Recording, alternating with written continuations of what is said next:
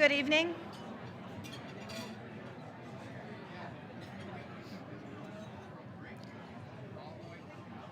Good evening. And again, welcome to this year's Alumni Awards dinner. My name is Haley Reynolds, and I am a senior marketing major who will be joining the Forever Flyers of May 2018.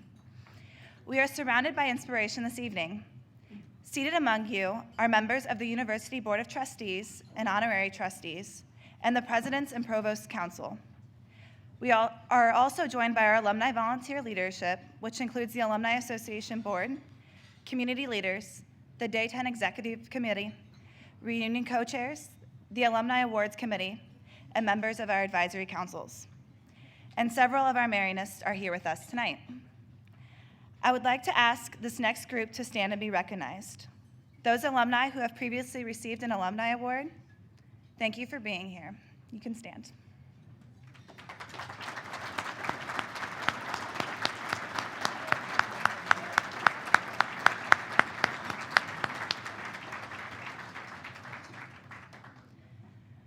Throughout the last 3 years of my undergrad experience at the University of Dayton, I have served in many capacities, such as being president for the Student Alumni Association, as well as the National Residence Hall Honorary, a resident assistant in Marycrest Complex, and a friendly face in both the Office of Community Standards and Civility, as well as the Department of Housing and Residence Life. I am also a student, a Flyer fan in the stands at numerous sporting events, a local Daytonian enjoying what the city has to offer, a teaching assistant, a university hearing board member, and a representative of the University of Dayton at multiple functions. These are a lot of the opportunities that I have taken advantage of during my time at the university, and I am not the only one who is actively involved. Many of my peers share a similar experience as me, though they might have different activities on their list. What is this common thread that bonds UD students together? Being a student leader. The first day on campus is full of overwhelming emotions. A first-year student might be anything from excited for the new opportunity that lies ahead, to happy to get away from their parents, to scared because they haven't known anything except home for the last 18 years. Where does one scared, excited, happy freshman find comfort in their new home? For me and for many of those who arrived on campus just a few short weeks ago, the comfort came in making the choice to be a student leader. And yes, I said choice. The choice to be a student leader can be an intimidating option because it starts with making a decision to be a role model in a community where every individual is unique and has their own passions. The beautiful thing about UD is that if one owns their own experience, they can find what student leadership really means and how it has shaped them into something that they would have never imagined.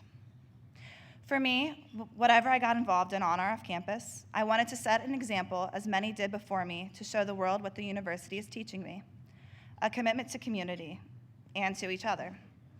As I reflect on the last 3 years and I consider what my next steps will be, I realize that I have the ability to change the world for the common good because of the skills that I have gained while attending the University of Dayton. This experience has given me the courage and confidence to lead in an environment where I may be the new kid, as I did when I walked through the front doors of Stewart Hall my freshman year. As many of you can attest, there is something special about a University of Dayton student. That something is rooted in the fact that there are many circumstances at the University of Dayton where you can be a student leader and act on its mission to learn, lead, and serve. Where would I be as a student leader without the influence of those who have inspired me to do my best? The University of Dayton, past and present, would not be what it is without all of you who have inspired me. Next up is the person supporting, inspiring, and modeling leadership in a multitude of ways, President Eric Spina. I first met President Spina during the search for the Vice President of Advancement my sophomore year. He greeted me with the warmest smile and the most sincerest welcome, which is exactly what I needed in an intimidating environment. Since then, I have seen that same warm smile at many functions on and off campus, including freshman move-in weekend, dinner with alumni, and cookouts held in my best friend's backyard with the Spina family. He also has an impressive presence on Twitter, and speaking of Twitter, I encourage all of you to hashtag UD Alumni Awards during this event and after. Please join me in welcoming the 19th President of the University of Dayton, President Eric Spina.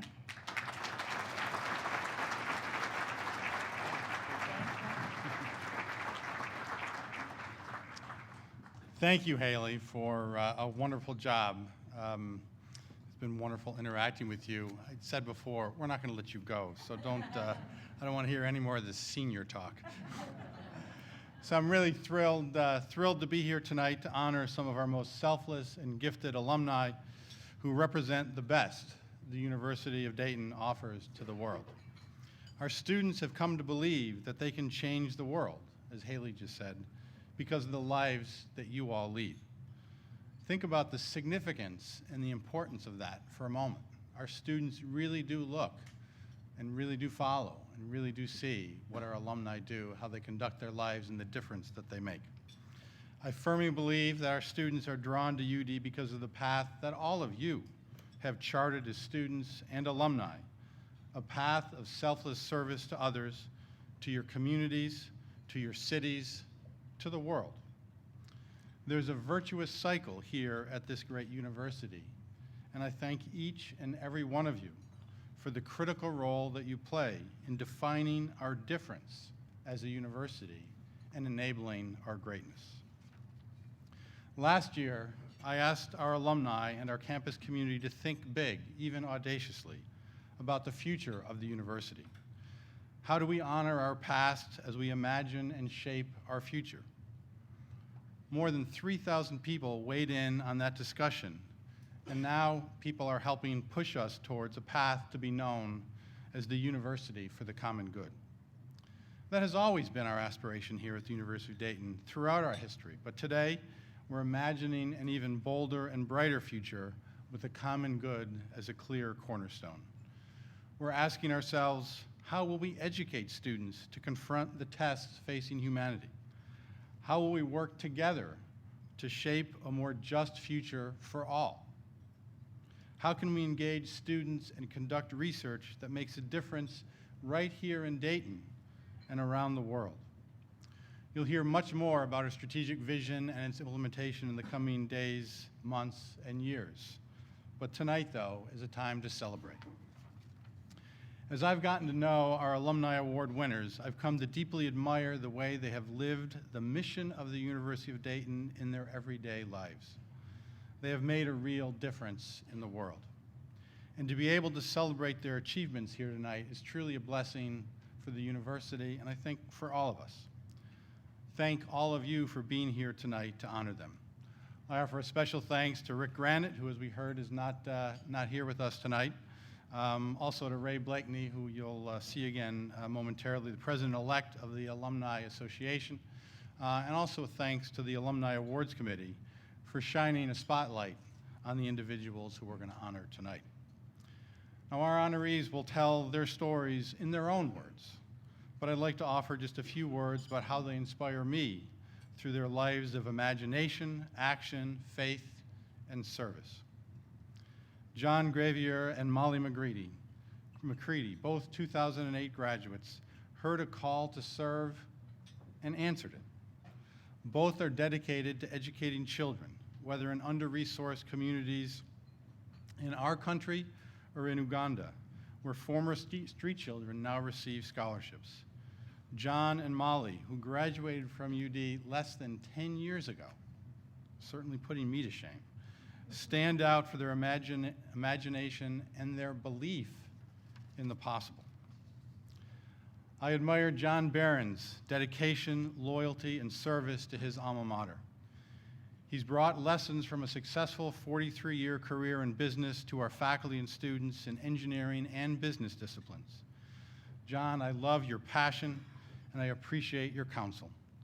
Alumni like you and so many in this room tonight move our university forward through your singular focus on students, how we prepare them for a changing world, a world that needs UD graduates more than ever. It's ironic, but the best stuff about Jonathan Judge isn't even on his resume. He proposed to his wife, Chris, on the set of a shoot with Amy Poehler. He once dumped Justin Timberlake into a pool full of slime, and probably still paying for it. He has played a monkey or an ape twice. He can juggle and bugle at the same time, and he lived in Iceland for more than a year. Most importantly, though, he's built a prolific career as a television director and producer. He's been nominated for 3 Emmys for Outstanding Direction in Children's Television. But I think he might say his beautiful twin boys are his greatest production. Chris Hill is a visionary volunteer who took the biblical words, "For I was hungry and you gave me something to eat," quite literally. At an elementary school in the middle of a Nairobi slum, more than 2,000 students eat breakfast, a meal they wouldn't have gotten, because she saw a need and answered it. Like Mary, she said yes. Finally, we're honored tonight to have Debbie Anderson and her family with us to accept a long overdue honor for her father, Joseph Desch, who passed away 30 years ago. A brilliant inventor, he was good at keeping secrets. In fact, it was only after his death that Debbie discovered her father led a top-secret classified program to unscramble German Enigma codes, a contribution that hastened the end of World War II. As one reporter wrote, it's a story of loyalty, invention, and sacrifice. Congratulations to all of our recipients, and importantly, thank you from the University of Dayton. We're so proud of all you've accomplished and the mark you've made and will continue to make on the world.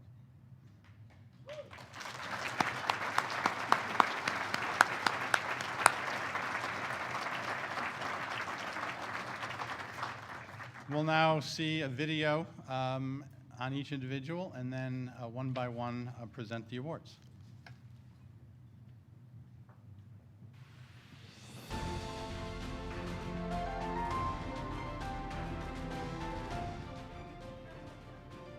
The 2017 University of Dayton Alumni Association's Joe Bell Memorial Young Alumni Award for Volunteer Service and Early Career Achievement is presented to John Gravier. After graduating in 2008 with a political science degree, John Gravier decided to join Teach for America for a year of service. He never intended to be an educator for the long haul. In fact, he planned to become a lawyer. However, after spending time teaching 6th and 8th grade math for a few years, John knew that teaching was his calling. In his 3 years with Teach for America, he improved the school's ratings from an F to a C and won Teacher of the Year at age 24. John believes that teaching is the most important job and the hardest job in the world. Upon completion of his service with Teach for America, he began teaching at a Knowledge is Power program known as KIPP. KIPP is a nationwide network of free open enrollment college preparatory schools in under-resourced communities. He is now the school director at the Dolores T. Aaron Academy in New Orleans, a position he achieved after being at the school for 6 years. As director, he has moved this school from an F+ rating to a C within 3 years. John said, "Our kids deserve the best education. I am very focused and driven to make that mission happen. I can't see myself doing anything else." John left the university with the thought of becoming an attorney. With an open mind and a passion for service, he revised his career plans and has literally changed the lives of his students and their families. For his dedication to education, the Alumni Association is proud to present the 2017 Joe Bell Memorial Young Alumni Award to John Gravier.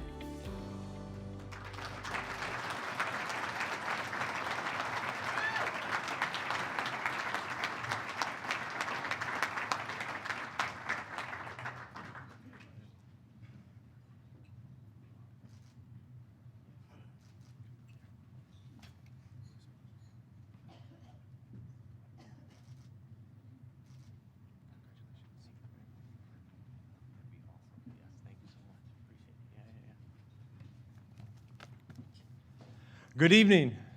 Good evening. I first want to say congratulations to all of the other award winners tonight. Molly, John, Christina, Jonathan, and the family of Joseph Desch. It's really an honor to share the stage tonight with my fellow alumni and hear about all the great work you are doing. Learn, lead, and serve. These 3 words still guide who I am today as much as it did during my time as a student at UD. As I stepped onto UD's campus for the first time in August of 2004, I was immediately embraced by the community that would forever change my life for the next 4 years and beyond. During my years at the University of Dayton, I knew that through the classes I was attending, I would receive a high-quality education and then hope to use it again once I was in the real world.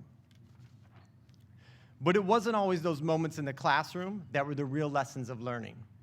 Some of the bigger lessons were through the experiences offered by UD outside of the classroom. I came to UD wanting to study to become a doctor, then soon changed my mind that being in politics would be a cool thing to do. But again, I switched and decided that going into law school was going to be my career choice. Then before you know it, I graduated in 2008, was an 8th grade math teacher in Jacksonville, Florida, as part of the Teach for America program. While at UD, I learned that no matter what decision I was making for my future, I always had a support system that had my back. A phone call home to my family, an amazing group of friends and teachers, mentors, and faculty advisors. It was September of my freshman year, and they were holding elections for the Student Government Association. I kept thinking this would be a great chance for me to get involved in a campus organization, so I threw my name in the hat to become the freshman senator. After an intense campaign season, I ended up losing, but soon got a call from our student body president, and he said that nobody had run for the natural sciences senator. And since I was a pre-med major, wanted to know if I was interested. Of course, I was elated. I was like, yes, I'll take the job. SGA became a significant part of my experience at UD as I stayed involved for all 4 years. Leadership is a skill, which is one thing to say and another to understand. It takes time to build this skill, and with the experience, it becomes refined. One of those experiences came when I ran for student body president. I ran twice and lost twice. So naturally, I started to question what leadership really looked like, even if I had the ability to be a good leader. This experience at UD taught me that leadership looks different for each person, and that when you can be your true self and allow others to embrace that in themselves, your leadership will be real and authentic. My first taste of leadership came outside of UD, came during my 3 years of teaching at an inner-city public school in Jacksonville, Florida. That would be one of the major catalysts to not only my career, but my ability to be a servant leader. Our school was one of the lowest performing in the entire city, and it was easy to see why. There was a lack of real or authentic leadership. All of the stories that you hear about inner-city public schools were a lived experience for me.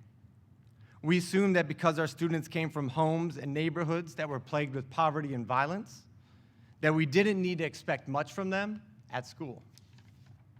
But in my classroom, it was inspiring to see the fire in my students' eyes, as they eagerly wanted to learn, wanted to better their lives, wanted more for their family and community, and that is what fueled my work every day. When reflecting on my time at UD, it is this idea of being a servant leader that has stuck with me until this day. Early during my freshman year, Up to Orgs Day took place on KU Field, so students could sign up to volunteer their time and talents to help others. Whether it was Christmas on campus, Best Buddies, Campus Activities Board, Flyer Enterprises, Flyer News, Red Scare, there was something for everyone. You get out what you put in. This time, this theme clearly emerged while I was at UD. If I was to get the most out of my college experience, then I needed to put in the time and effort to get involved as much as possible. After my 3 years of teaching at Paxton Middle School in Jacksonville, our district made the decision to shut down our school and merge it with another middle school in a rival neighborhood. Here I was thinking to myself, we can do better. This can't be what keeps happening year after year after year. And if it is, does this happen everywhere in all inner city public schools across our country? So I set a goal for myself, become a school principal to prove that all of our kids deserve to go to a great school. In 2011, after Paxton Middle School closed down, I packed up my bags, moved to New Orleans, and I was fueled with the passion that hopefully I would get the chance to lead a school one day. In New Orleans, the education context was different than anywhere else in the United States. Hurricane Katrina devastated the city in 2005. School buildings were destroyed, most of the teachers were let go, and the school board was disbanded. This led to many charter schools opening and the need for teachers to fill vacancies.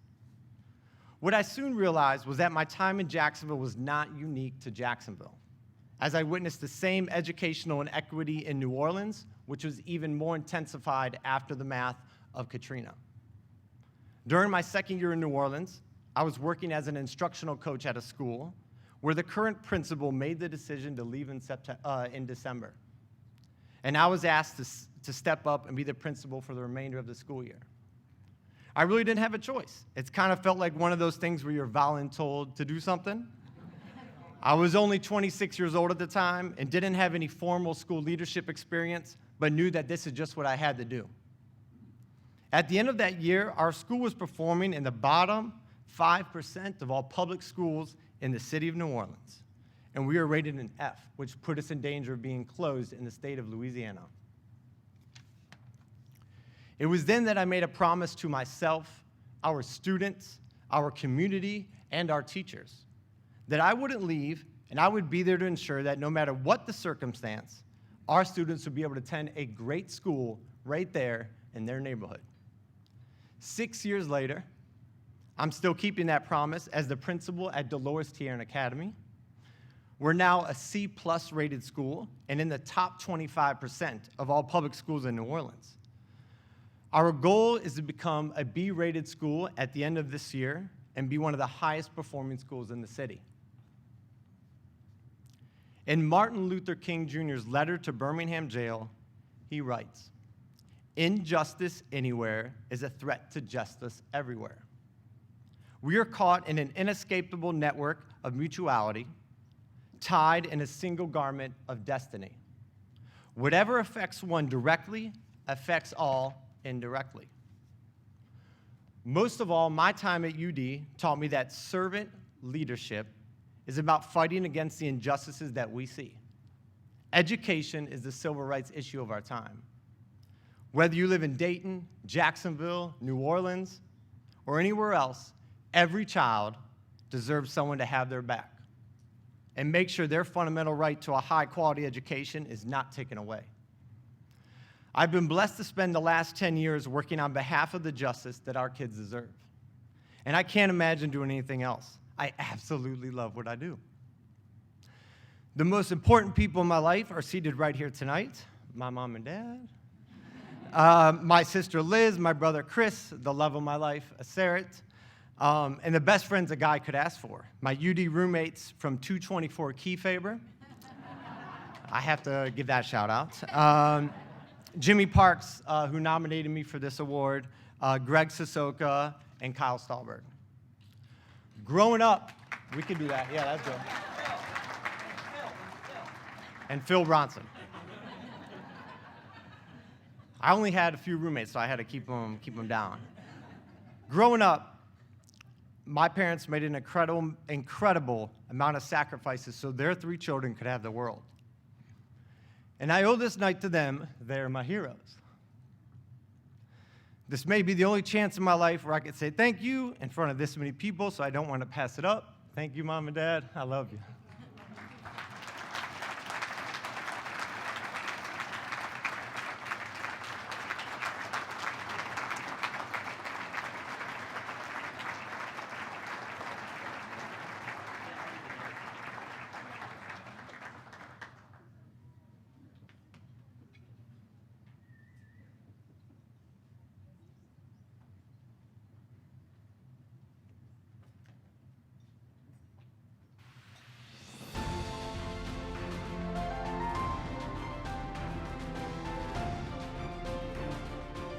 The University of Dayton Alumni Association is also proud to present the 2017 Joe Bell Memorial Young Alumni Award to Molly McCready.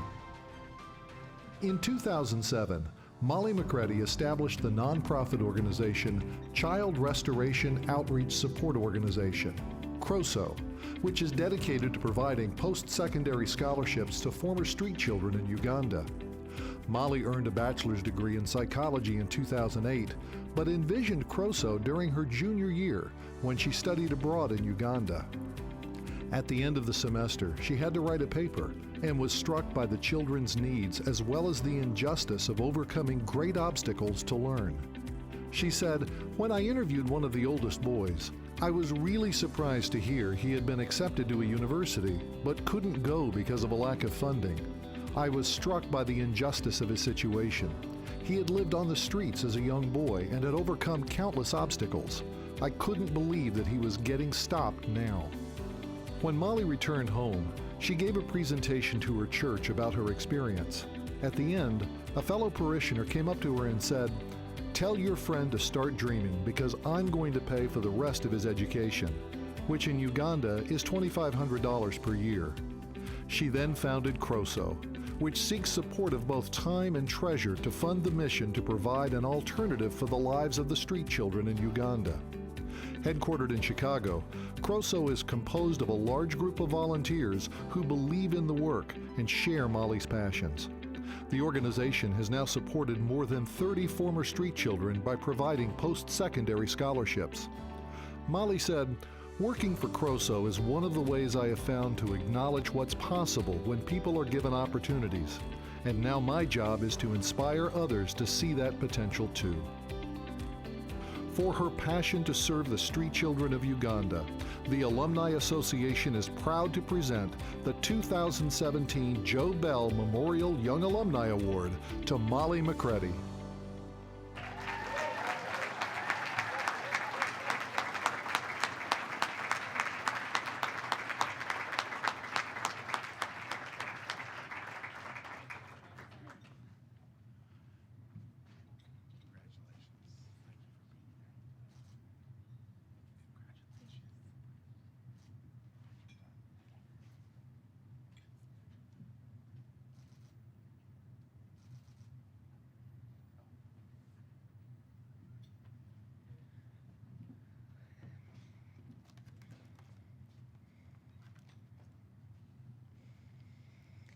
Thank you to the Alumni Association for this award. I feel honored, humbled, overwhelmed, and grateful to be receiving the Joe Bell Young Alumni Award. I want to also thank my family, my mom, my dad, my brother, my sister-in-law, and my husband for all of their support and encouragement along the way. But tonight, I want to thank the University of Dayton community. This community has played a huge part in shaping me and laying a strong foundation for my work in international development. As I thought about this, I just kept coming back to Dayton's encouragement to learn, lead, serve. I'm grateful that it was early in my career that I realized that this is not a linear path, but a cyclical one. When we get to the serving, then we have to circle back and start learning again. It just doesn't end with service. It's when we do this service, we're inspired to learn more. We're inspired to understand more. And then we're inspired to go and share that knowledge that we learn through our leadership and put that understanding into action. So I like to think more of our motto as learn, lead, serve, repeat. In my first 2 years at UD, I had classes with amazing professors who not only taught me new topics, but taught me new ways to see the world around me. I also had great leadership opportunities. Through campus ministry, I led retreats. Through my dorm, I was an RA, and I was even selected to be part of the inaugural Dayton Civic Scholars cohort. Service opportunities were abundant as well, and at the end of my sophomore year, I went down with a group of UD students to Mississippi to do some work after Hurricane Katrina. Learn, lead, serve, repeat. For the fall semester of my junior year, I studied abroad in Uganda through the School for International Training. We were required to do an internship as part of our program, and I volunteered with CRO, a non-government organization that works with street children. During my time at CRO, I was constantly learning. I was learning what led to children living on the streets, learning that children who successfully left street life were those who made the decisions themselves not those that were saved from the streets. I learned the importance of NGOs being culturally grounded, learned that in order for interventions to be successful, there had to be community buy-in, and I began to learn the complexity of power dynamics between foreigners and locals. I stood in awe of the CRO social workers that walked the streets each day and they were looking for new street children and inviting them back to their center. And I watched in wonder as these street children transformed into eager students who just wanted to learn. And near the end of my internship, I learned something that changed the trajectory of my life. I learned that one of my new friends, George, who had been supported by CRO for the past 14 years, had been accepted to college, but couldn't go because CRO didn't have funding beyond secondary school. So when I came home, I gave a presentation at my church, and I shared the stories of my experiences in Uganda, including George's story. And at the end of the presentation, someone raised their hand and said, "So what are you gonna do now?" And I was like, well, I'm gonna go back to UD and be a junior in college. But they pushed me and they said, what are you gonna do with this experience? And I stumbled through a couple of answers and landed on, well, eventually it'd be really neat to start a nonprofit that provided access to higher education to other students like George. So people started asking questions. They said, well, how much does it cost? And it's $2,500 for 1 year, and that includes tuition, housing, room and board, transportation. Pretty similar to the cost here, right? And so this amount of money that it costs to have this transformative effect seemed really reasonable for a lot of people in that room, and someone pulled out a checkbook. Another person came up to me at the end of the presentation and said, tell your friend George to start dreaming because I'm gonna pay for the rest of his education. And another person came up who is a lawyer and said, I set up nonprofits for a living. I'll set yours up pro bono. So this far-off dream that I shared in this presentation began to take root that day.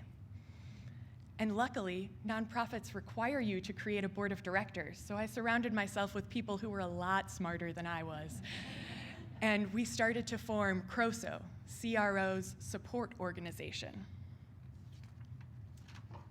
Learn, lead, serve, repeat. So I'm back at UD. It's the spring of my junior year, and I was awarded the International Learn, Lead, Serve Award grant, which allowed me to go back to Uganda to learn more about these resilient young people who I had met. One of my UD roommates, Aaron Bowl, traveled there too, and together we led a focus group of former street children who had all graduated from secondary school. And we learned as much as we could about their experiences. And we learned about the education system in Uganda as well. And we built stronger relationships with our partner, CRO. Returning to the States, we used that information to help as CROSO really began to take shape. CROSO was officially incorporated during the fall of my senior year, and we started with just one scholar, George. We recognized from the start that it was essential that we partner with CRO, and so we have maintained a strong relationship with them to this day. This year marks CROSO's 10th anniversary. We now support 20 scholars in Uganda, and we've already seen 19 students graduate. As we look to our future, we plan to continue expanding the number of scholarships we offer until we're meeting the need of all 4 of CRO's sites in Uganda. We currently only work in 1. And if you're wondering about what happened to George, he went on to graduate with a bachelor's degree in social work and social administration and is currently working as a social worker at CRO. So my experiences at Dayton encouraged, supplemented, challenged me every step of the way. And now, nearly 10 years later, I feel more affirmed by my alma mater than ever before. Thank you for believing in me, for challenging me, and now for honoring me. I couldn't be more grateful. The best way I know how to say thank you is to promise that I will keep learning and leading and serving and repeating that process again and again. Thank you.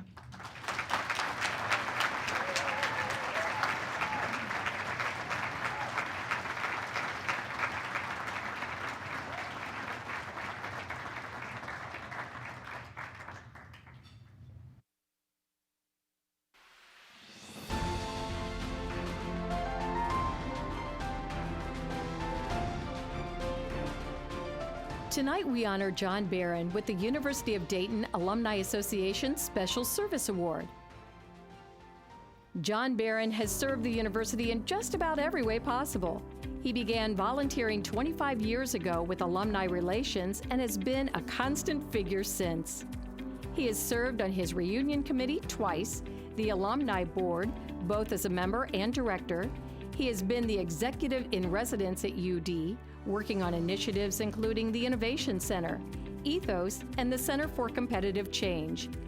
John also led a university group through the financing and construction of 5 new student residences. He is currently a member of the Advisory Council for the School of Engineering, where he has been an integral part of their strategic visioning process. He is also serving on the board of Flyer Enterprises as an expert advisor. John's passion for the university stems from his own experience as a student when his professors taught him important lessons both academically and in life. John says, "My professors were not just going through the motions. They would meet us anywhere to help us understand a topic. They taught me about the person I wanted to be." In 1974, John earned a bachelor's degree in industrial engineering technology and then a master's in management sciences in 1979. He is the retired executive vice president and chief information officer for Comerica Incorporated, where he was also a member of the Comerica Management Policy Committee as well as the bank's board of directors. He has had a successful 43-year career in the field of information systems management, marketing, and electronic banking, and continues to serve on multiple industry and community boards. For his unwavering support of his alma mater, the University of Dayton Alumni Association is proud to present the 2017 Special Service Award to John Barron.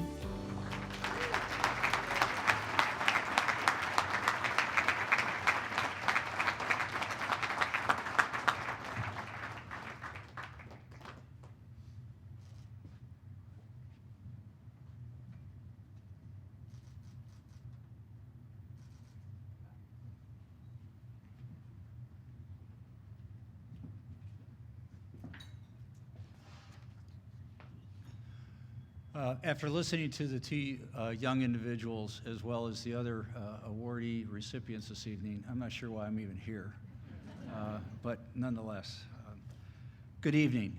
First, I would like to thank the Alumni Association and the University of Dayton for this award and congratulate the other recipients that are being honored this evening. I am humbled and honored by this recognition. I'm also grateful to my family and friends who saw their way clear to attend this evening's celebration, including my wife Kathy, our sons Brian and David, and their spouses Sarah and Melissa, who journeyed from Los Angeles and Arlington, Virginia. Also with me this evening at our table is my father-in-law Roger McClung and his guest Weezy McGinnis, as well as my big brother Jeff Barron. By the way, David and Melissa graduated in 2005, are both alumni of the university, and I guess Brian didn't get the memo, but I guess that's okay. I would also like to acknowledge my parents, who passed away over 10 years ago, for the support they showed me as I began my undergraduate studies at UD.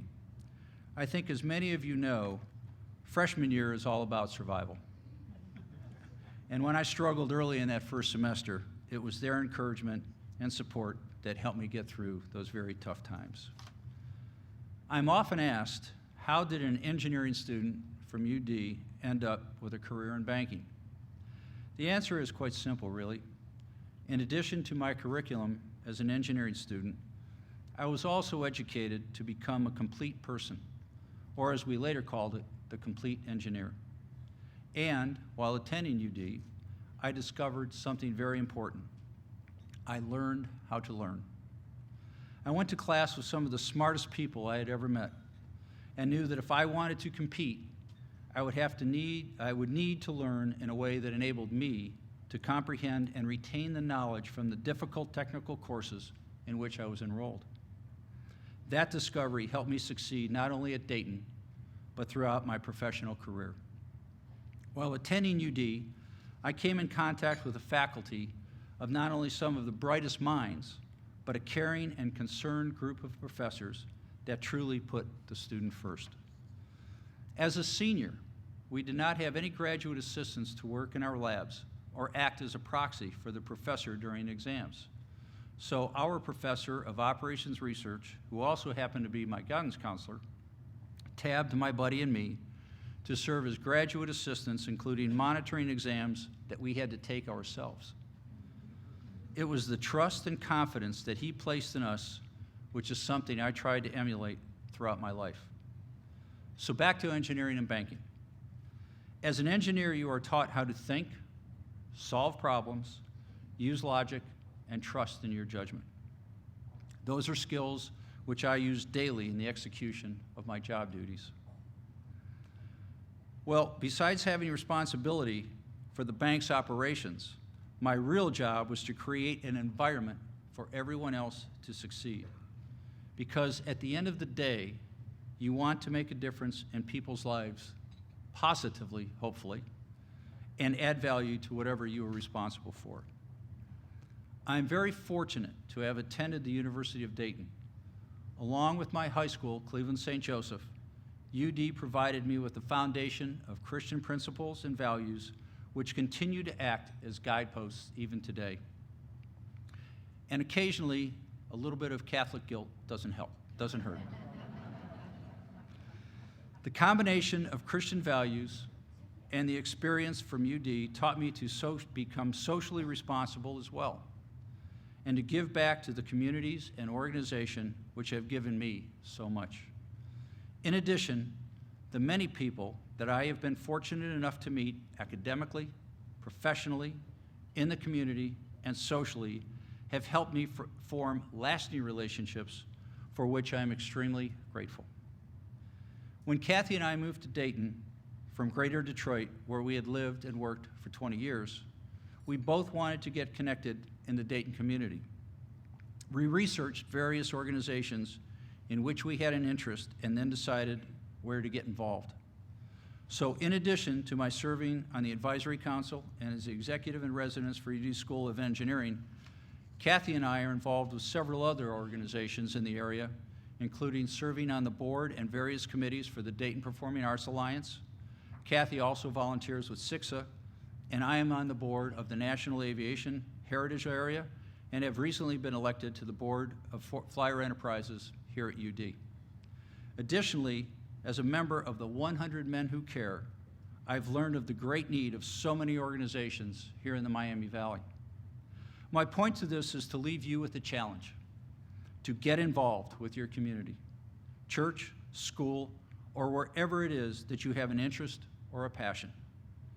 Giving is not just about making donations, but about giving of yourself, your time to mentor, guide, and make a difference. If you are already engaged in volunteer activities, I want to thank you. If not, think about how you can make a difference in the community and by following the mission of the University of Dayton to learn, lead, and serve. To wrap up, I can say with all sincerity that the education and experience I received at the University of Dayton shaped the 3 principles that I try to live by every day.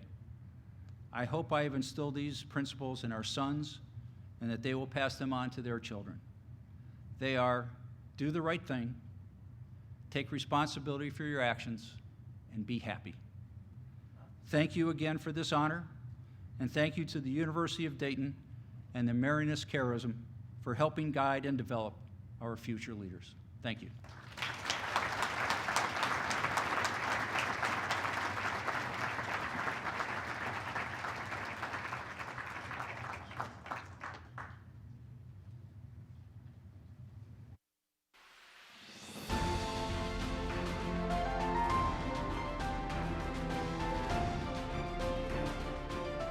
Tonight, we honor Jonathan Judge with the Alumni Association's Special Achievement Award.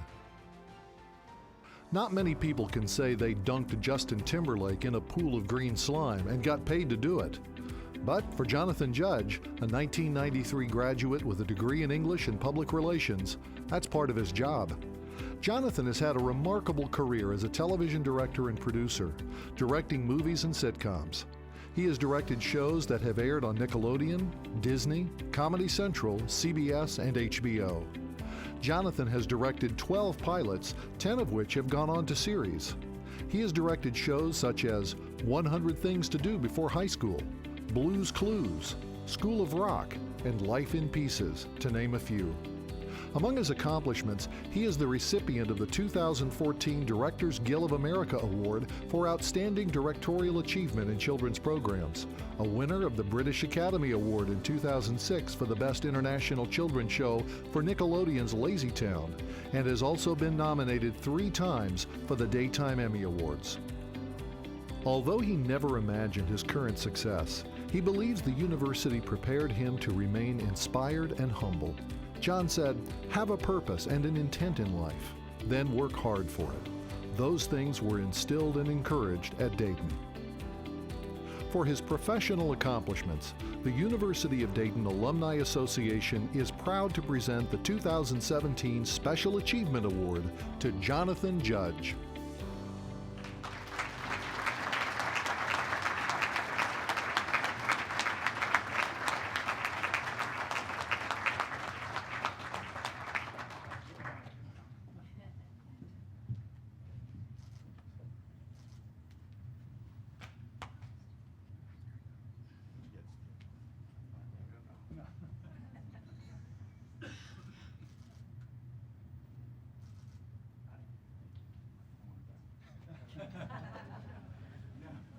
Thank you. How amazing is it to get your first friend at Dayton, your college roommate from freshman year, to give you an award? That's incredible. Thank you, Ray.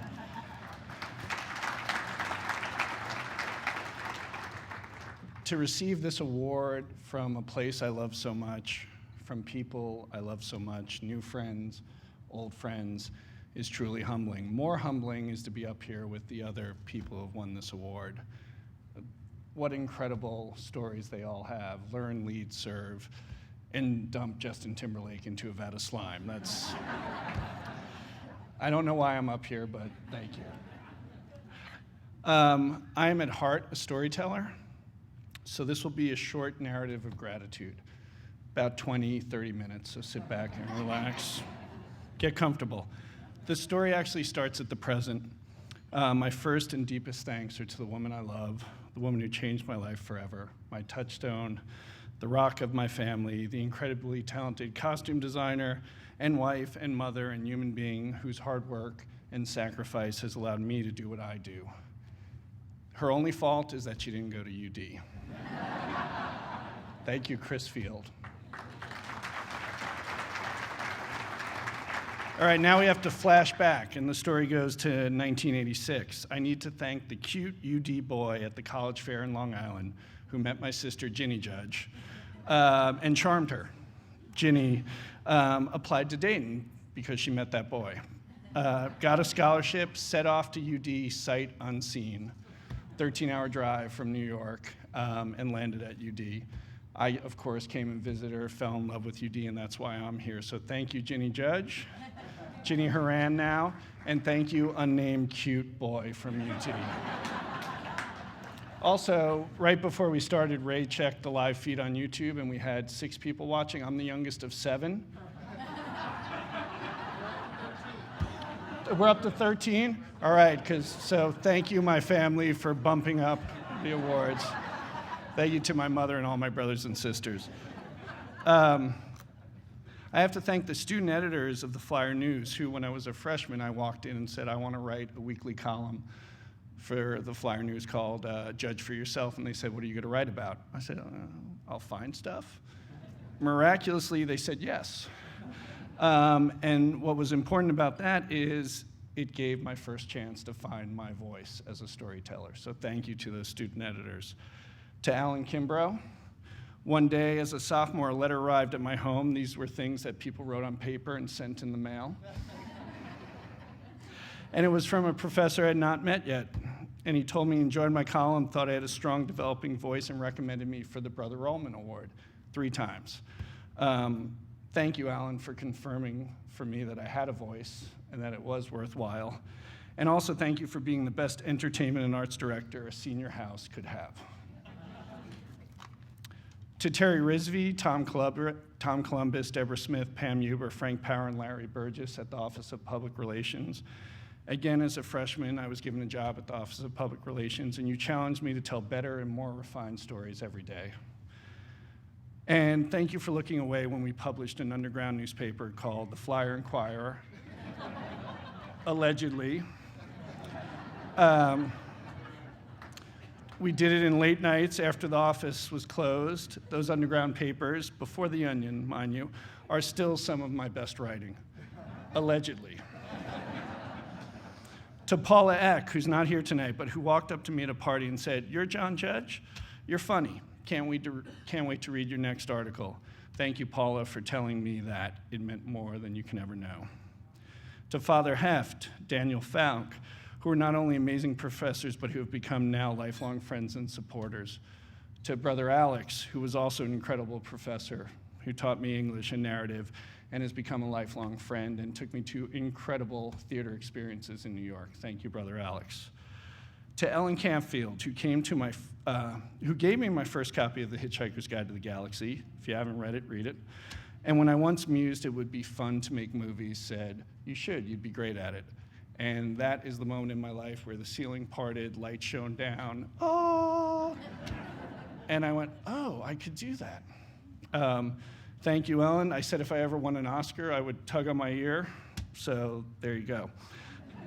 This is more important than that. That moment changed my life. Thank you. Thank you to Michelle and Brian and Chad, who were my roommates, and other close friends who created a vibrant, thriving, intellectual, social stew of new ideas, support, caring, laughter, and most importantly, taking silliness seriously, which we did pretty well. You made me laugh, and you guys made me think, and more importantly, you made me think that I could do this. So thank you. They deserve it. I have lots more stories to tell in my life. This one is pretty cool, I have to say. I want to thank UD for being the forging ground for a career that is truly the best job in the world. That principal thing is pretty good, but I get to dump Justin Timberlake into a vat of slime. That might be on my tombstone. I returned to UD after I graduated a lot. I have a family out here and to see friends and family. And once a professor from the honors program asked me if my studies here at UD had prepared me for a career in TV and film. And I told him that I thought my humanities-based education, the intellectual and spiritual conversations and debates I had here had more than informed me and given me a base for all my fart jokes. Of course, I do tell more stories than just flatulent ones. A few, some, I hope to do more and more, so I'm going to keep working at that. I couldn't be prouder to be a Flyer forever. Thanks, UD, and thank you to all for listening to my story tonight.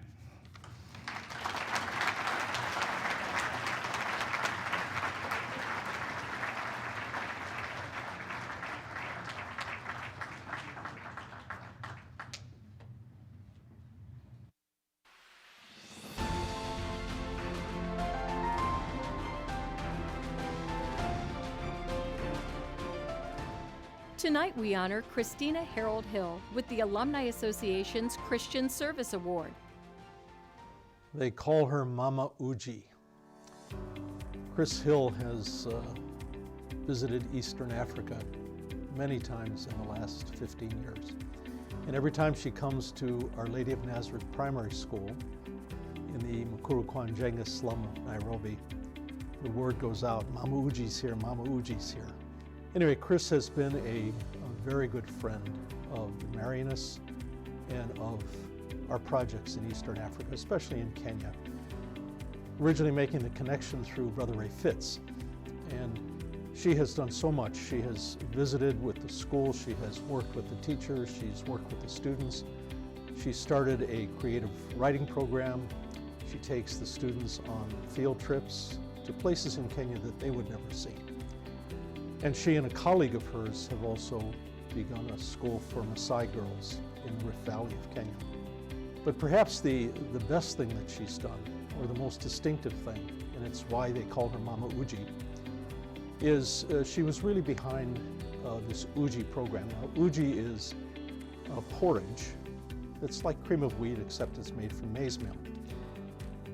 And Chris was visiting one time in probably 2005, 2006, somewhere around there. And she said, can we do something for these children for nutrition? And I said, well, like, what are you thinking? And she said, well, could we get them a banana twice a week? Now, at that time, we had 1,600 students at the school. And I think to myself, that's 1,600 bananas times 2, that's 3,200 bananas and 3,200 banana peels. That's not going to work. I said, how about if we get uji, this porridge, for the little kids, the kindergarten, first, second, and third graders. So that's what we did. It cost us 5 cents a day to provide this, and it's a nice big cup of this porridge for these little kids. Now, many of these kids would come to school with nothing in their bellies, not having had any breakfast. So you know what that can mean for little kids. Anyway, that's what we did. And we created 2 jobs for the cooks who make the porridge. Subsequent years, we were able to get a parish in London to cover the 4th, 5th, and 6th graders. And then PricewaterhouseCoopers sponsored the 7th and 8th graders. So about 3 years ago in January, the first time, all of those kids in the school, 2,100 kids, had a breakfast. That's why they call her Mama Uji. I am really delighted that Chris is being honored at the University of Dayton with this Christian Service Award. It's well deserved. My only regret is that I'm not able to be there for the event itself because I have to be in San Antonio. But I'm just very grateful to Chris and to Alan, who have been wonderful, wonderful sponsors of so many good things that have happened at that school and beyond the school. And we'd just like to thank her. And it's a real pleasure for me to have been involved with this process and to introduce to all of you Mama Uji. For her leadership and service to the Marinus Ministries and the children of Nairobi, Kenya, the UD Alumni Association is proud to present the 2017 Christian Service Award to Chris Hill.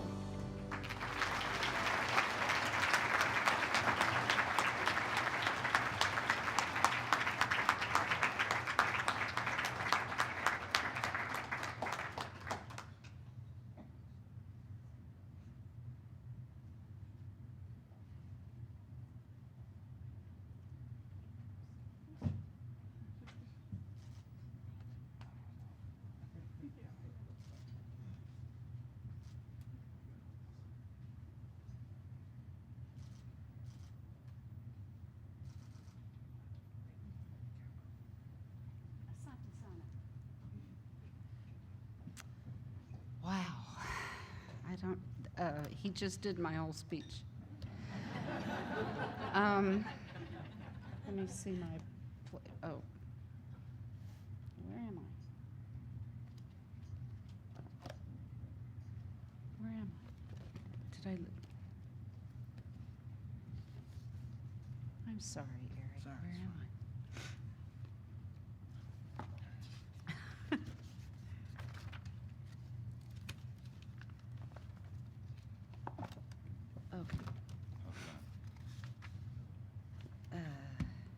Yes, this is it.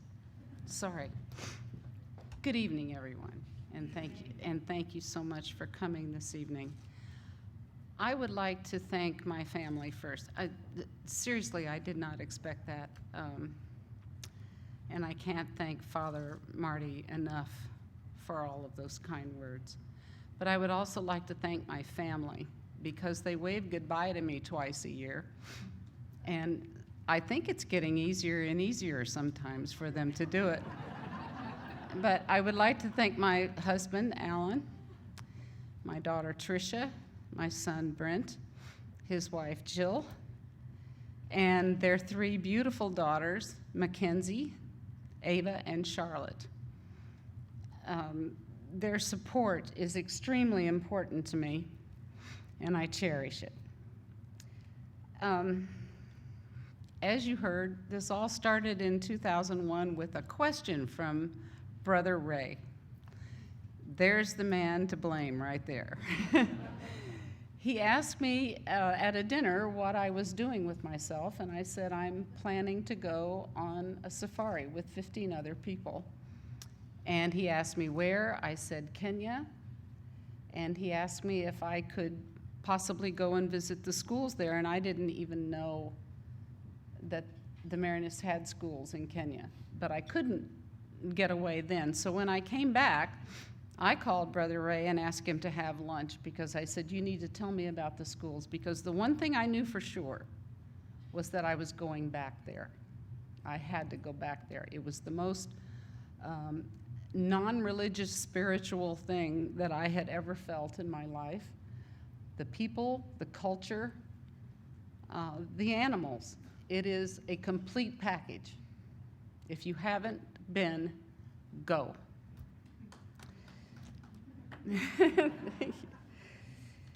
So we had lunch, we talked, and I got names and all kinds of ideas, and I ended up sending an email to that wonderful man, Father Salma, and simply introduced myself, and he told me if I wanted to find out about the schools, I needed to come and visit. And it didn't take much at all to get me on a plane again, 1 year to the day almost from my first trip. And I was there. He took me to several of the schools and the trade schools, that kind of thing that they have there. And I ended up at Our Lady of Nazareth Primary School. Just an amazing place. When they took it over, I think it was in 1996, they had 600 children. When I saw it, they had 1,600, and now they have over 2,000 children. So, and it is an amazing, amazing place. What I would like to concentrate on tonight are the things that I have learned from all of this. The first one is that people who live in poverty do not need, nor do they want, our pity. What they need and what they want is our respect for what they do every day with what they have to work with. They are an amazing people. Give them a chance to tell you about their accomplishments. Give them a chance to tell you about their hopes and dreams, because that's what keeps them going. People who live in poverty are some of the most generous people that you will ever meet. And the reason is because they understand what it means to need. One of my visits, I went, and there was nobody in the school. And there was a couple of staff people there. And they said that all of the children and all of the teachers are out walking around Mukuru Kwanjenga with other schools there in a walkathon raising money for orphans. I was astounded at that, because a lot of the children we have there are orphans. And most of them are from single-parent families. Sometimes kindness has an extra benefit that you don't really know anything about. And when we originally did the Uji program, we had to build a building so that they could cook the Uji for the children. And so I went to visit that, went to see the building after it was all started. And as I was walking toward the building, one of the cooks came running out, and she put her arms out and hugged me. And she said, "Thank you, thank you, thank you." And I said, well, why? And she said, because before this UJI program, I had no way to feed my children. I had no way to take care of my family. And this UJI program gives me a job. And to her, and to anyone in poverty, a job is the most important thing that they have. People in poverty face responsibilities and maturity at a very, very early age. I would like to tell you the story about Peter. He was a 6th grade student, and at one of my earlier visits, I was asked if I would like to go into the village and visit some of the homes of the children who come to the school, and I said yes. So we went to, among others, we went to Peter's home. Now, a home here in Makuru, Kwanjenga, is a wood frame, a simple wood frame, and it's covered with corrugated sheet metal or heavy cardboard. And if they want a window, they cut out a window. So I went in, and the homes are a one room. It's just a simple one-room home. So I went in, and Peter's mother was on a pallet on the floor. And I could tell she was ill, and she was very frail. I talked to her for a little while, and Peter came to me, and he grabbed my arm, and he said, I want you to see what I'm doing in the backyard. So I went out in the back behind the building, and here he had a little cordoned off area, and he had some plants that he'd planted in it. And I said, Peter, you made a garden. And he said to me, my mother has AIDS. She'll be dead soon. And I will have to feed my younger brothers and sisters, and this is how I'm going to do it.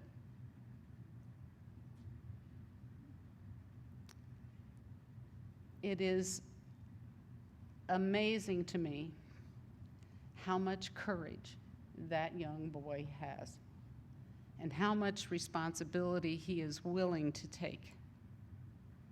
That's why I go back there so often, because it gives me hope that what we're doing is helping. Charlotte, where is Charlotte? I want to ask you a question. Do you remember when we went to see the movie Cinderella, and Cinderella's mother died, and she told her to be 2 things? What was it? Have courage and be kind. Sometimes in order to be kind, it takes a great deal of courage. Sometimes you'll have to go places that are difficult to get to. Sometimes you'll have to see things that are difficult to look at. And sometimes you'll have to do things that are difficult to do. Do them. Don't miss the opportunity. Reach out wherever you can and whenever you can, because you never know where it will take you, and you never know what kind of a difference you can make. Thank you.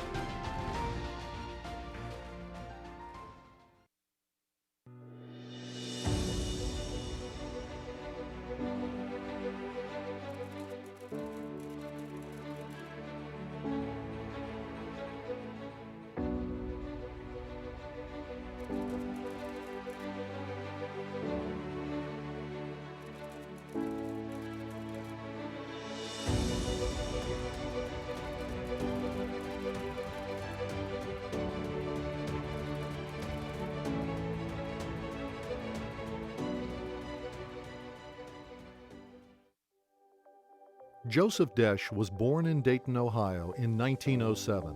As a young boy, he fell in love with electronics. The family didn't have a radio and he'd never heard one. He went into a department store and he heard voices coming out of this box and just figuring out what that was, and it fascinated him, and that's all it took. Desch earned a scholarship to the University of Dayton, where he attended preparatory school and college. He really liked the brothers he had. They weren't always able to keep up with him on electronics, but he really enjoyed it down here. While in college, Desch began working nights at Dayfan Electric, supervising radio testing and production. He graduated from UD in 1929 and worked as an electrical engineer for several Dayton companies. In 1938, the National Cash Register Company hired Desch to create an electronic research laboratory. NCR President Edward Deeds saw the promise of adding electronics to their mechanical machines.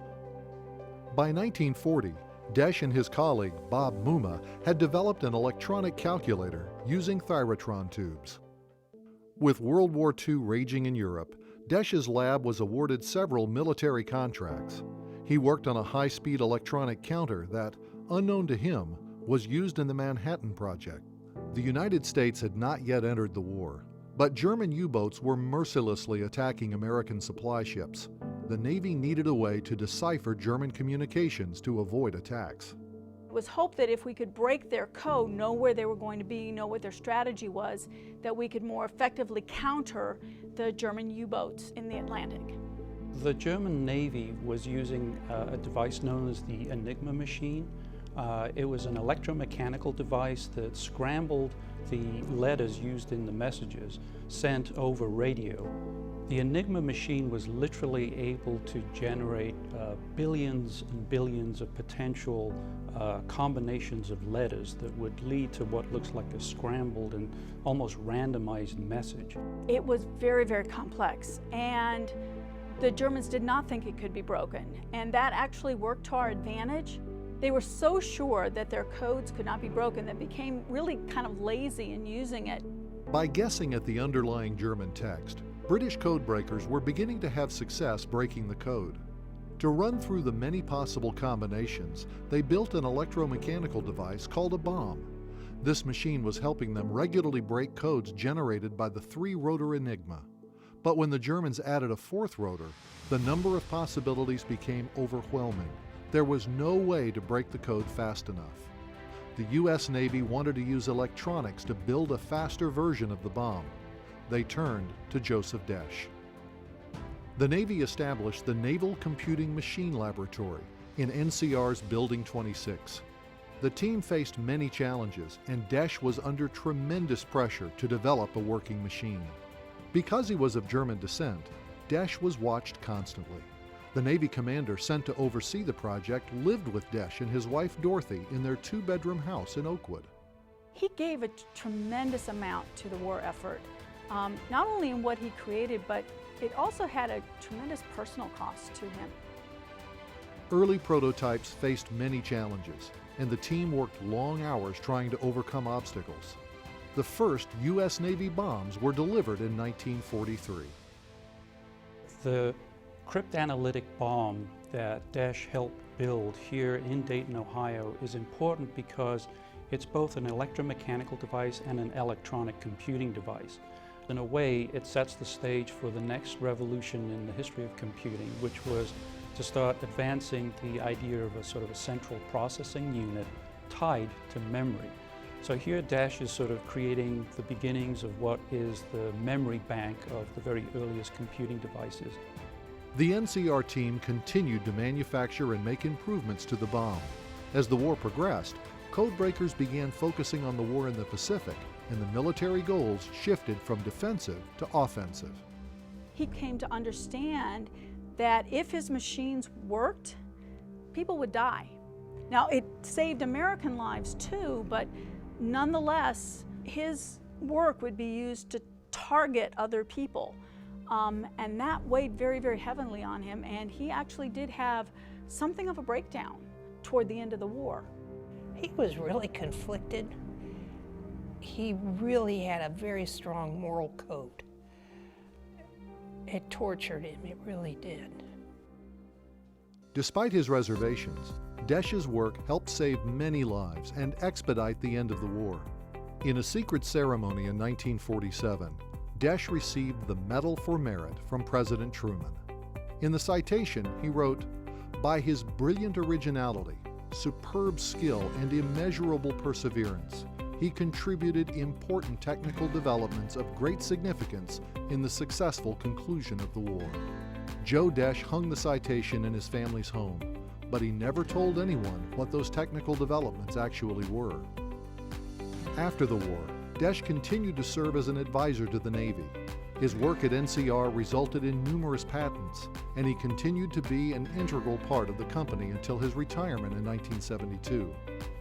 Joe Desch died in 1987 at the age of 80. It was only then that his daughter began learning more about her father's secret work. In 1990, she visited a Smithsonian exhibit featuring the last remaining bomb. And it said this was built at NCR. On the credits, it did not have Dad's name on it. It didn't say what department had built it. It didn't say if it was a contract. It was very vague. I called the Smithsonian and finally got hold of the woman who curated the exhibit, and she gave me the phone number of somebody at the NSA, which I have since found out you don't do. And when I called there, he answered the phone. He said, "How'd you get this number?" At that time, the project was still classified. But starting in the mid-1990s, documents related to the work in Dayton began to be declassified, and Debbie began to develop a clearer picture of her father's work. Today, the intelligence community recognizes Joseph Desch as a pioneer of American cryptology. I've encountered people from the National Security Agency, and when they find out that I'm from the University of Dayton, they always ask me, "Oh, do you know who Joe Desch was?" And so, yeah, Joe Desch is kind of a hero, founding father to them at the NSA. 70 years ago, Joseph Desch was recognized for his originality, skill, and perseverance. But his work was about more than technical accomplishment. It's not just about machines that worked. It's not about battles and strategies. It's men came home from the war and raised families, and there are people, tens of thousands of people alive today because that machine saved lives. The University of Dayton Alumni Association is proud to honor Joseph Desch with its Distinguished Alumnus Award.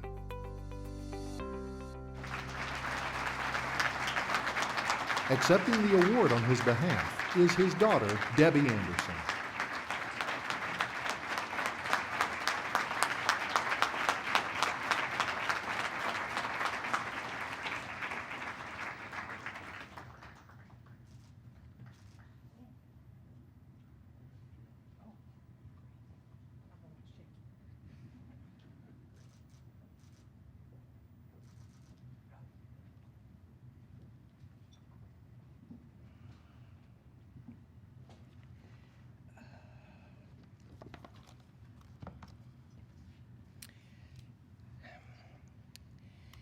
Tonight is a wonderful occasion.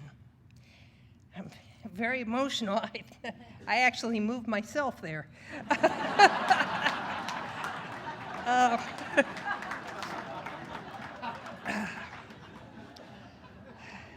But tonight is a wonderful occasion, and I am very, very happy that we have gotten to this point. And then I am here to celebrate the University of Dayton and other University of Dayton graduates.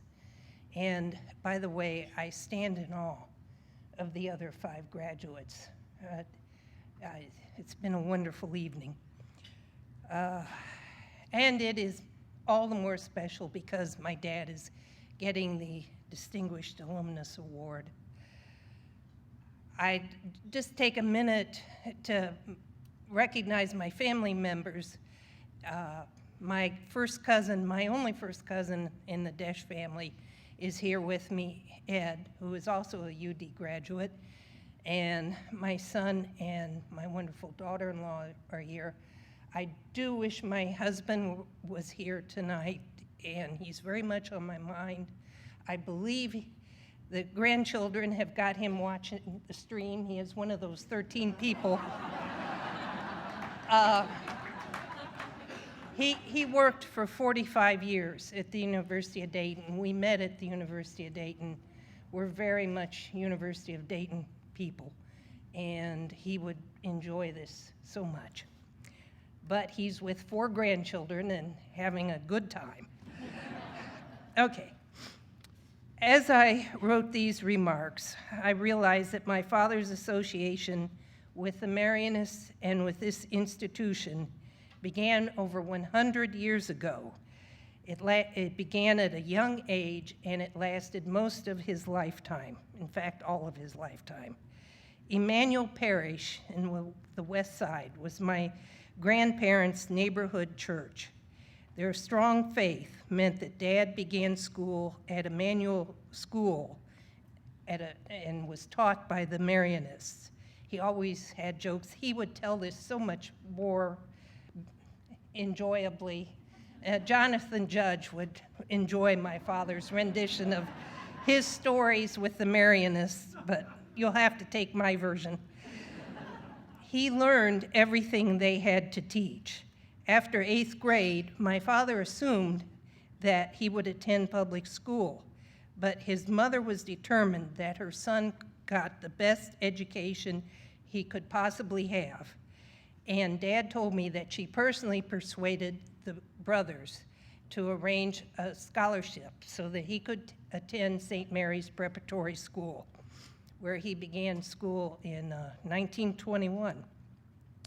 At St. Mary's, and in particularly in St. Joe's Hall, he encountered teachers who became lasting friends. On his first day, he met Brother Bill Belmer, who taught him math. Dad loved to joke that Brother Bill was just a few years older and a few pages ahead of him. They would stay in contact throughout their lives through amateur radio. My father learned chemistry from Brother Woolaben and engineering from Brother Rappel and Brother Rose. They taught him the principles of the electromagnetic spectrum that made his beloved radios work. He learned about metallurgy and noble gases that he used in his vacuum tubes. He had a drive to understand the physical world, and here he was given the tools to pursue that. Then there was also U.D. Rotzi. That influence would come to the fore during World War II. Dad loved the study of strategy and tactics, and he loved bivouacs. He excelled on the firing range and in the boxing ring, and he would win medals in both. But most influential was the study of military history, to which he returned again and again in his life. In particular, during the war, he would follow battles with information from the Navy and watch from home as his work in Dayton affected outcomes thousands of miles away. There are many other stories when Dad would return to his roots at UD. At Brother Rose's request in the 1950s, he helped Peruvian students talk via shortwave radio to their families. In the early 1960s, Dad was a fundraiser for the campaign to build Kennedy Union, and he enjoyed the irony when my husband spent his career working not just in that building, but in Bull Theater, because Dad had had Brother Bull for Shakespeare. In the 1970s, he donated his tube lab that he began at NCR after the war to the chemistry department at UD. One fact of my father's life that would be difficult to replicate today is that he spent most of his career within 2 miles or so of his family home. For both the university and NCR lay immediately across the Great Miami River and the Stewart Street Bridge from his neighborhood. He walked to school. Can you imagine that now? All 8 years, well, in college he got a motorcycle, and one day he totaled it on the Stewart Street Bridge. I always avoid claims of how important my father's war work was or how it shortened the war. But tonight I will cite two statements from my betters. For the first, we go back 70 years to the citation signed by Admiral DeWitt Clinton Ramsey, which nominated him for the Medal for Merit awarded by President Truman. The successes in the effective prosecution of the war are a matter of record. Many of these successes rest upon technical achievements in basic research and development, which were the direct result of the brilliant originality, superb skill, and immeasurable perseverance of Mr. Joseph Desch. His exceptional brilliance played a major role in the Battle of the Atlantic, the Mediterranean campaigns, and the Normandy landing. The successful operation of this equipment for 24 hours a day, 7 days a week during this critical period of the Battle of the Atlantic is witness to the consummate skill of Mr. Desch. That skill, originality, and perseverance, and I might say dedication, was nurtured on this campus.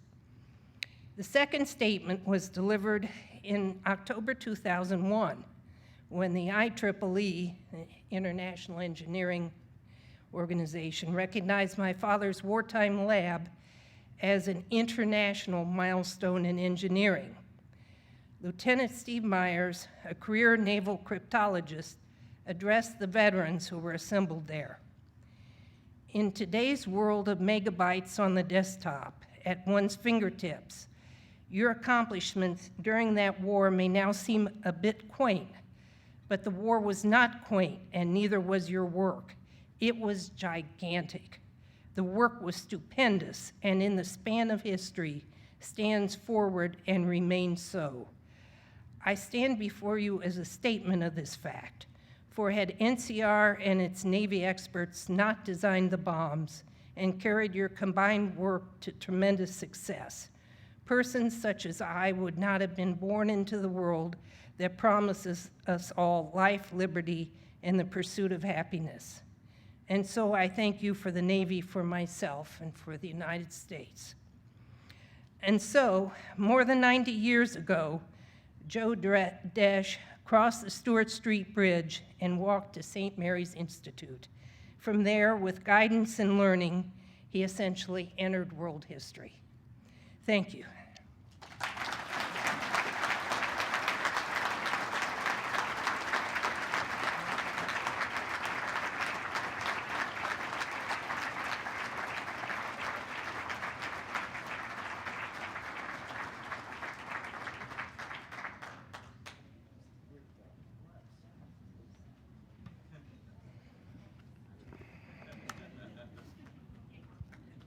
Wow. Learn, lead, serve, repeat. 6 times. Let's give a tremendous round of applause for all of our award winners.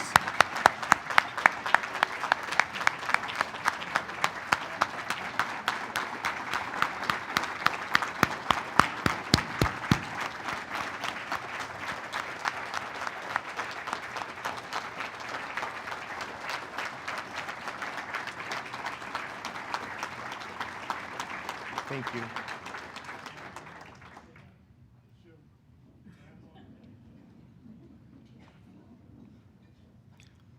What an amazing evening. Well, a few thank yous.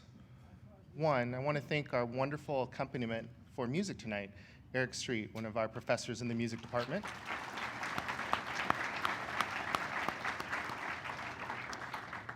I'd like all the members of the nominating committee for these awards to stand and be recognized for your outstanding work.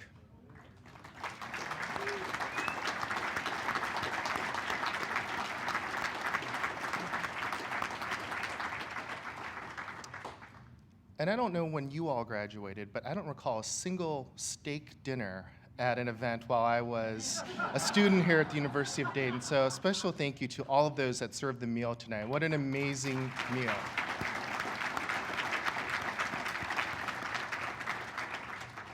So just a couple quick housekeeping things. So if all the award winners, if you could join us at the stage at the end of the night to celebrate and to take some pictures, that'd be greatly appreciated.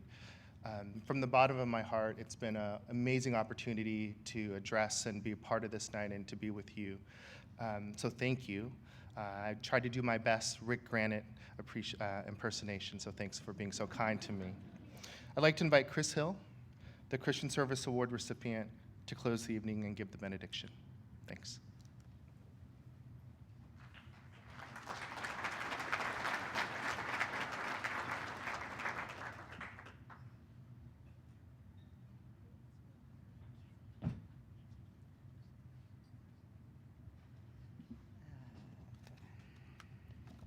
I'm gonna find this again.